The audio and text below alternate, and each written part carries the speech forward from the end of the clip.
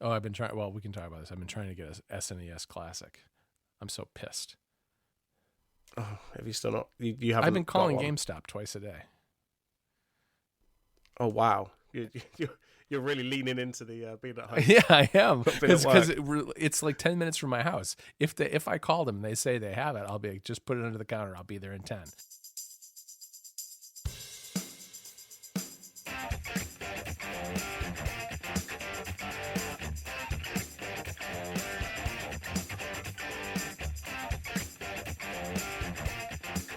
So Rob, guess what?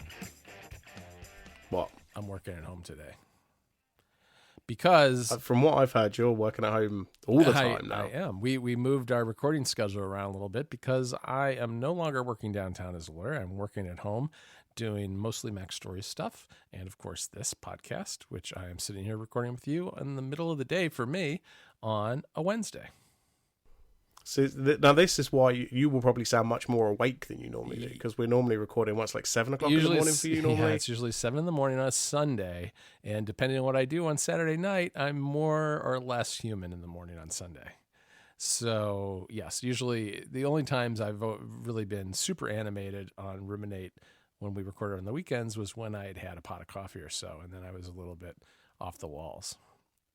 So maybe Yeah, so midday, midweek, I'm probably a little bit more even keel. yeah, well, I expect it's kind of gone the other way now, because now it's later in the evening for me. I might sound more tired. Yeah, you may, and I know you've got a little bit of a cold, so we'll try not to make you talk too much this time. But yeah, so I'm sitting down in my basement in my little dungeon. I call it my dungeon. I've got a little workspace set up down here. Maybe don't call it a dungeon when you're out in public. I actually have a little tiny window that's like so small you couldn't crawl through it. That's why it feels a little bit like a dungeon. And when my son walked off to school this morning, I had the window cracked and I could shout out the window goodbye to him, which I think embarrassed him. I'm sure he's really pleased with I that. do the best I can to embarrass my kids. So yes, I think that is your duty. It is part of my duty. It's part of the job. It's in the description. And the window though is closed because you never know when, some lawn service shows up, and that we wouldn't want that on the podcast. So I've got it as quiet as I can get it down here right now. Excellent. Yeah, so that's been, I guess that was last Friday. It was the last time I went downtown to work. I've been downtown since for other things, but let's see, that wasn't last Friday. It was 2 Fridays ago. See, time flies already. Oh yeah. Yeah, because we recorded before that, and now I've been working at home for about 10 days, I guess. Mostly just trying to clear the decks and get everything ready because I'm going to the Release Notes conference next week. Federico's coming in for that. He's one of the speakers, and we're going to hang out a little bit and then go to the conference together. And they're doing a live Connected here in Chicago. And Mike Hurley's doing a Pen Addict show on Friday, which was a part of that Kickstarter that they did, which is pretty cool. Nice. Yeah, that's like a ticketed thing for Kickstarter people, I guess. But there's an open house afterwards, and I've been to Field Notes a couple of times, and it's really nice. They've got a really beautiful office. It's just what you would expect from a design shop's offices.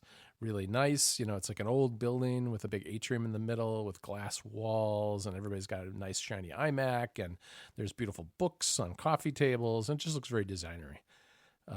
So it's kind of perfect for Instagram then. Yes. Take a few pictures. Yes, it's very much Instagram worthy. And so I'm not sure. I think in that big atrium area is where they're probably going to record. It'll be interesting because it's a very open space with a lot of hard surfaces, glass walls. Should be interesting to see how the audio turns out. But they're doing an open house afterwards with like a local brewery, and then that's just open to the general public. So I think some of the people coming over for Release Notes early are going to go to that. Seems like there's a lot of people coming in from the UK and Europe and other places for this. Nice. Yeah, it sounds like you're gonna have a pretty busy week. Yeah. You did. You put a post up on Mac Stories about you quitting your job and stuff, which is kind of some of the stuff I think we've spoken about before, but it's kind of how you've ended up. Where you are, where you've quit your job and you write for Mac Stories and that kind of stuff. Yeah. So we'll put a link in the show notes for that. Yeah, it was. That was kind of the culmination of a lot. Little bits of the story had been told here and there. Sometimes here on Ruminate, sometimes in the newsletters for Club Mac Stories. But I hadn't really ever said it all in one place. So it was really about how I started out working on Blink, and how that kind of transformed and led to working with Federico, and just really just from publishing one article to actually then working regularly at MacStory. So it's kind of that whole story about how that unfolded, which has really it's really been unfolding over the course of, I don't know, about 3 years. And the whole story probably goes back even further than that, but the core of it is the past 3 years, and you know how that all happened. So cool. Yeah. So we'll put that in the show notes. So we'll talk about a little bit about the HomePod, because the thing, obviously, the HomePod hasn't really been announced yet. You know, they've announced it, but we don't really know a lot of the details. Right. And Sonos have got a new speaker coming out, and Google have announced a couple of new ones. But the big question I really have is, I don't know how Apple are going to justify the cost of the HomePod. When you compare it even to the Sonos One, or you know, I guess some of the Echoes and stuff like that. Obviously, the sound quality is not as good, but you know, the price seems really high. Yeah, although Google has gone even higher with one of theirs. I mean, their one that's, you know, their high end one is $400. So yeah, that kind of seems crazy to me for somebody to jump in and be more expensive than Apple. Yeah, you know, for all the hassle, you know, and as much as we love Apple, like, you know, their products are not cheap, right? And if you're going to come into the market higher than them, that might be a problem. Right. Well, one of the things that I know that Google's doing, which I think is part of it, is that I think that model, at least that model, comes with a free year of YouTube Red, which I think is a $10 a month product here in the United States. So, you know, that if you were to pull that price out of it, you'd be roughly even to the HomePod. So maybe that justifies it. I don't know. Yeah, I don't know who these are for. I think it's for someone. It's not for me, I don't think. I've not really ever been that into the Echo or been that tempted by the Google Home either. I have an Apple TV that's hooked up to a stereo, so that's how, like, when I want music in the main part of my house, that's how I listen to it. But I think if I didn't have that, I would probably consider the HomePod pretty seriously. I mean, if the sound quality is as good as it supposedly is, I haven't heard it myself, but I know a couple people who have heard it, and it sounds like it's quality product from that standpoint. But it is kind of expensive, and I think they're going to try to differentiate it on the music part more than the assistant part. I think Google, right? Because I think Google and Amazon are really geared toward more, as much towards doing things like getting the news and the weather and turning your lights on and off as they are playing music. Yeah, I think it's kind of come to the point where it's really just going to depend on what music service you use. Right. Because if you use Spotify, then the Echo is probably the best bet for you, because I don't think the Google Home does it.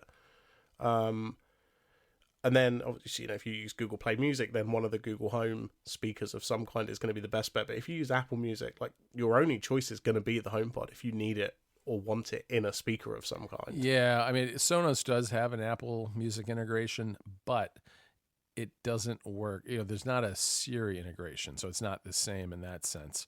They do have a partnership on Apple Music, but you have to go through the Sonos app in order to make Apple Music work with the Sonos. And I have not used the Sonos app, but I know a couple of people who have, and they don't like it that much.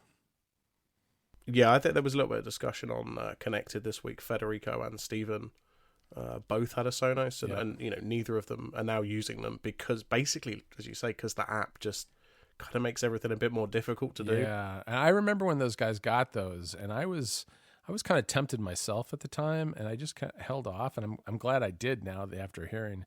I heard that too, that you know, they're basically trying to unload them on eBay, or they're sitting in a closet, basically.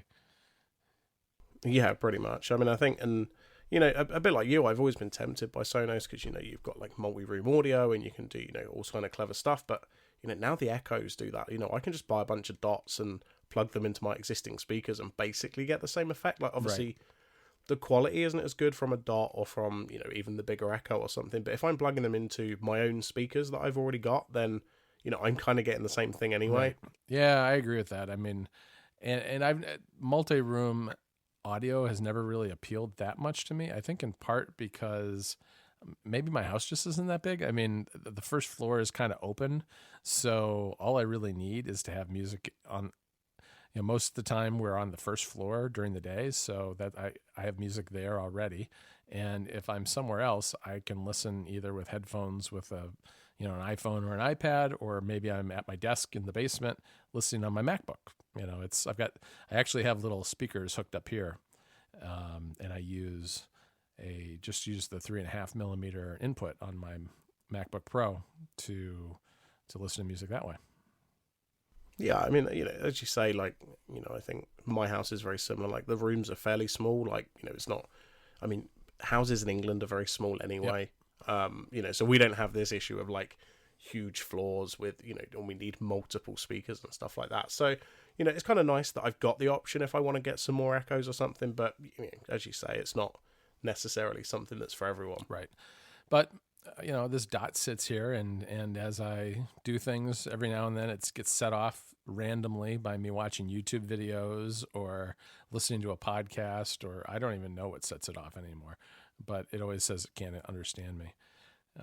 But I don't use it for anything hardly at all. I got to spend some time and experiment with it a little bit more, but for the moment, it's just kind of gathering dust. Yeah, I mean, I guess that kind of happens because they're fairly cheap. So it's not you can kind of buy it and not feel too bad if you're not using it too much. Like, I pretty much only use mine for timers and music, right.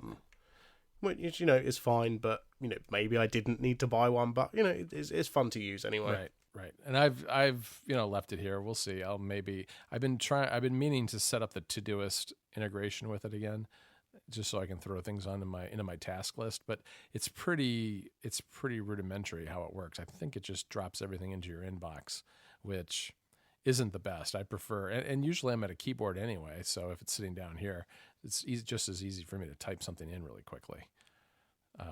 Oh yeah, definitely. Yeah. So you know what? There's an app that I wanted to ask you about, because you and I were talking about this a little bit on iMessage earlier in the week, which is Twitterrific. Have you tried the new Mac app?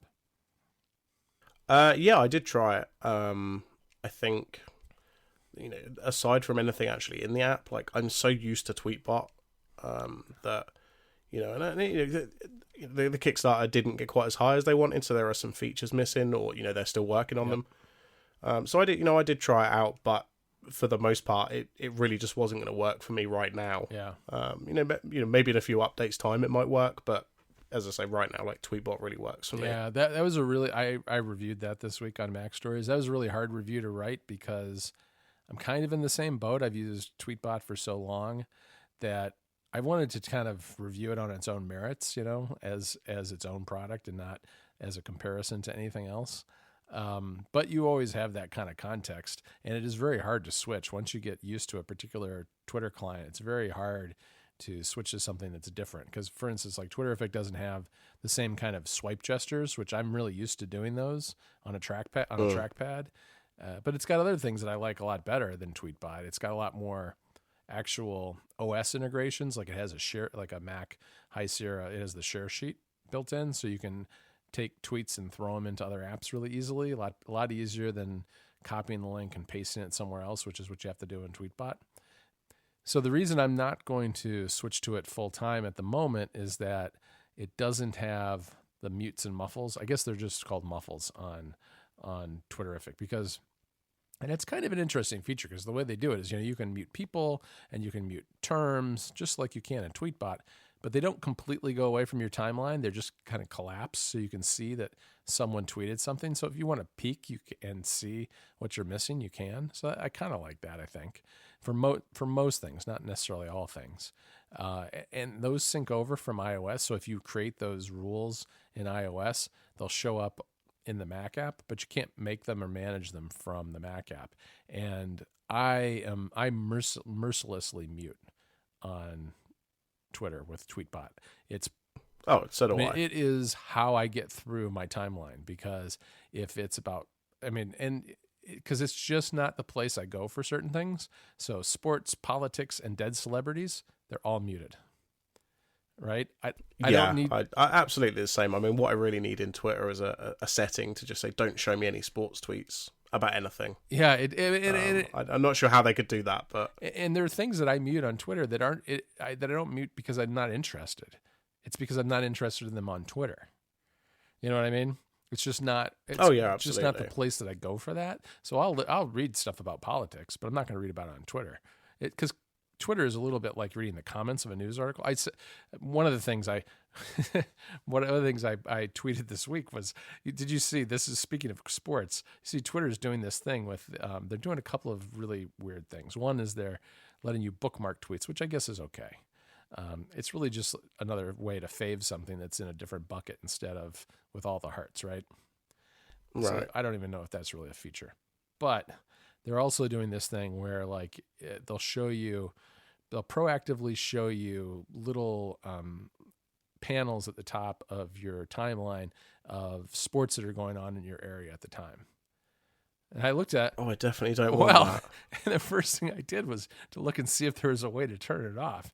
And there's not, as far as I can tell. I mean, it's not out yet. I don't have it yet. So maybe there will be. But it didn't appear that was going to be the case based on the support document that they published. And this is just in the official app. This is not like, across the board. But it struck me that kind of what Twitter is trying to do is it's like it's reinventing Yahoo News from the comments up. Yeah, I don't. Does anybody at Twitter know what the product Twitter actually is? Because I don't know. I don't want TV. People don't want like live spot. It's not like a web portal. Like you said, it feels like Yahoo. Right. They're trying to just add all these weird things in. People want real-time updates from people they follow, and in chronological order. Like, isn't that what people want from Twitter? Not sports and TV and all kinds of other weird moments and stuff like that. Yeah. I mean, talk about having a hard time getting used to a different Twitter app. I mean, Twitterific is not that hard compared to Tweetbot, as compared again to the Twitter official client. Like going from either Tweetbot or Twitterific to the official client, it just confuses me. I'm not even sure that I'm looking at Twitter anymore, or at least what I think. Is I did the same. Yeah, I've tried the same, and I think I did it a few months ago because I needed a way to see Twitter polls. Turns out I can just do that on the web anyway. But yeah, the actual official Twitter app just feels so much different to any kind of third party Twitter app. Yeah. So I don't know. It's a little mess. It's a little bit of a mess, but the official client, that is. Twitterific, though, I like it. Overall I like it. But as you said, it still doesn't have all of the features that I think it needs. Yeah, I mean, I think the best thing really though is that there's more competition on the Mac. Oh yeah, because the Mac's been very quiet recently on Twitter. Oh, absolutely. I mean, I think for the most part, like Tweetbot has been the only worthwhile third-party client for quite a while. Right, and it hasn't been updated all that frequently either itself. Yeah, exactly. So, hopefully with Twitterific there and, with a few more updates and it, adds some features that people need or want, maybe that will drive some more competition and Tweetbot and Twitterific can kind of, update a bit more regularly. Right. Yeah, we'll see. I mean, one thing they did tell me is that they are working on the muffles for the Mac OS. So that's good to know that they're working on that. But as you also pointed out, there are things that they at least initially didn't do because they didn't hit. I think they wanted to hit $125,000 to do certain features, and they didn't hit that. Yeah. So the other things I guess you can't do, just so people know, is like you can't edit your profile, you can't manage lists. There's no location stuff, which I don't think is nearly as important on the Mac as it is on mobile anyway. But still, I mean, if you have a laptop, it's relevant to some degree. Sure. I don't know. There's a couple other things, but overall, I do kind of like it, and I do think they do a really nice job with the interface and the media presentation and for attachments and that sort of thing. Yeah, definitely. So what else? We were going to talk a little bit, I guess, about the Stranger Things game, right? That came out on iOS. You and I kind of simultaneously recommended that to each other the other, I guess it was end of last week.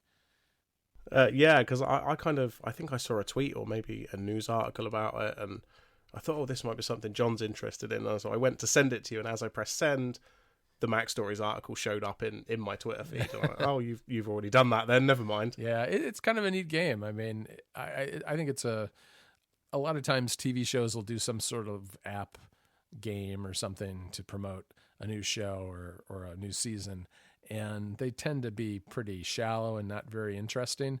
But this is a really pretty nice game. It's it's an old style RPG 8-bit kind of adventure game that you go from room to room defeating bosses, and there's scenes from various parts of the television show and kind of a nice chiptune type of soundtrack. It's just kind of a fun little game. Yeah, it's really good. I mean, I kind of sat there and played it for maybe an hour and a half, 2 hours, something like that, which is, even 2 hours is kind of impressive for a free game that is a tie-in to a TV show. There's no in-app purchases. There's no, they're not trying to prompt you to buy other stuff really, other than watch it on Netflix. Mm-hmm. And then I think you can unlock like exclusive trailers and stuff, although I didn't get that far. Yeah, no, I haven't gotten that far either. I played it enough to write the article, and then I played it a little bit after that, but I haven't gotten all the way to unlocking any kind of trailers. And that comes out pretty soon. I think that show is debuting on the 27th on Netflix. I just checked my calendar and it is 27th. Yeah, it's like 2 weeks or so. Yes, I put Netflix TV shows in my calendar good, just so I know when they come for out. You. I should do that too. Yeah, I think like as a kind of an aside, like especially for like the Netflix stuff, when it comes out, like if you don't watch it straight away, you're missing out on a lot of conversations. Because a lot of people will jump on it as soon as it comes out and discuss it on Twitter and stuff like that. I know. So I kind of like to watch it straight away if I can. Yeah, I agree. That's the kind of thing that where mutes come in handy too on Twitter.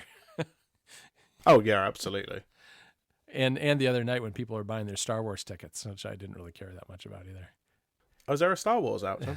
I didn't. Somebody should have mentioned it. It's coming. Go buy your tickets. Yeah. No, I didn't buy tickets yet. Did you? No, I won't. I probably won't go and see it at the cinema. I'll wait till it comes out on home video, digital release. I'll rent it or buy it when it comes out. Yeah, no, I'll go to it. I went to Blade Runner last weekend, and that was really good. I enjoyed it. I don't think my wife liked it that much, though.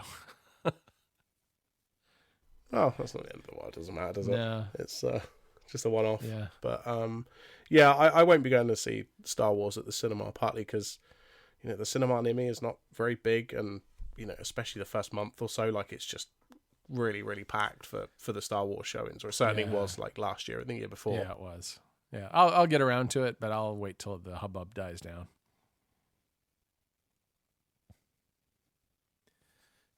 Cool. Was there anything else, or? I don't know. I don't think so. Cool. Well, I guess we'll make it a short one, because I'm sure if you're listening, you can hear that my voice does not sound that great. No. Get well, Rob, and in a couple of weeks you wouldn't have been able to do this last weekend as we originally would have done it anyway, because you were really sick over the weekend. But oh yeah, I was even worse on Sunday. We wouldn't have been recording then. Yeah. So it's good that we've switched to Wednesdays, but we're going to have to you've got 2 weeks to recover, so I'm sure you'll be fine by the next time we talk. Oh, I hope I'm okay by Okay. then. If I'm not, there's probably got bigger problems. For sure. Okay. Cool. All right. Talk to you soon.